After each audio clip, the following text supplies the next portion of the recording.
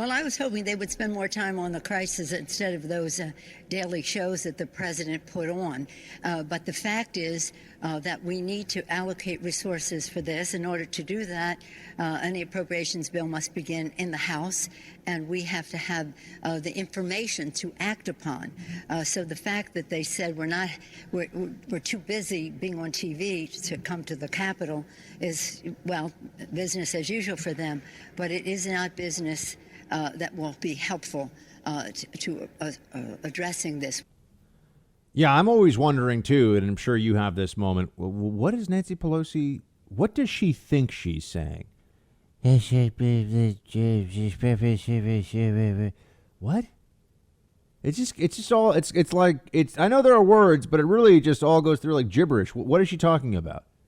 They won't give the data for something. You know, she always has some BS objection, and the media covers for her. And we're supposed to pretend that she's a master legislator. She has some incredible skill set. She's just cunning and ruthless and will do whatever it takes to achieve power. That was true of Pablo Escobar, too. I don't think he was a business genius, believe it or not. I know people like to think these things. I remember being told by a career law enforcement officer a long time ago, you know, people like to think that the guys who work in organized crime, because you watch all these movies, you watch all these shows, and there's always the criminal mastermind.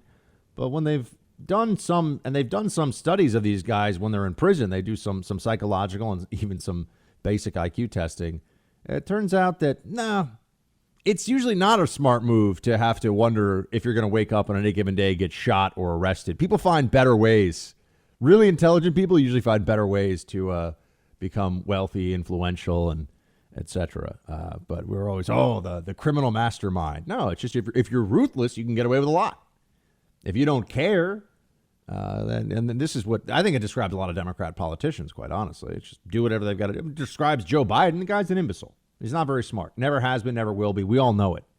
He just gives a speech and has been doing the politics thing for a long time. And, you know, he kind of yells and he looks like a politician. And guy's an imbecile.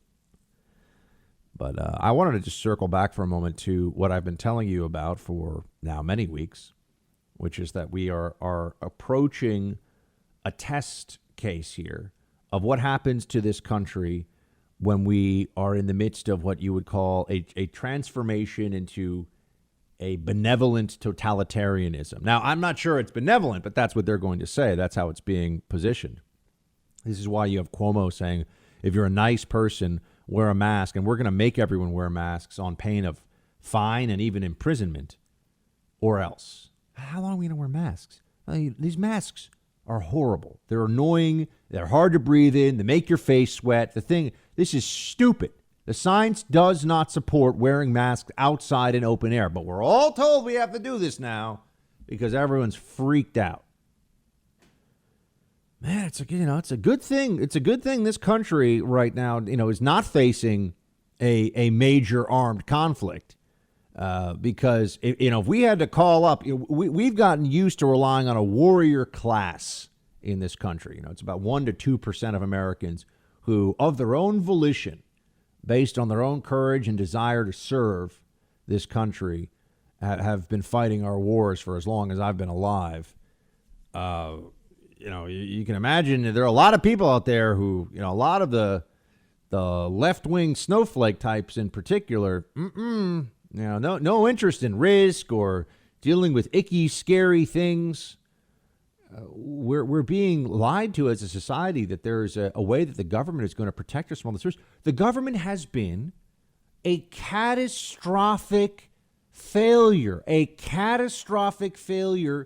across the board in responding to this. Now, I don't think that it really even matters whether you had a Democrat or a Republican president because of the threat we were facing and what we've been up against. I think Trump has, in general, made better decisions than you would have had with a Democrat in that same spot. But it was really the CDC and state governments and the media and the whole apparatus all together and the World Health Organization and these different international bodies that look at, pandemic disease and the various modeling institutes for pandemic disease.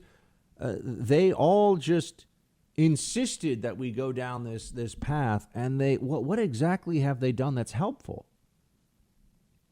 What genius plan do they come up with? Wash your hands and stay inside for months? That's the best we've got? How does it spread? How do we cure it? How do we stop it? When will this be done? They don't have any of those answers. And yet, there's always this appeal to authority from the left, in particular. There are Republicans too.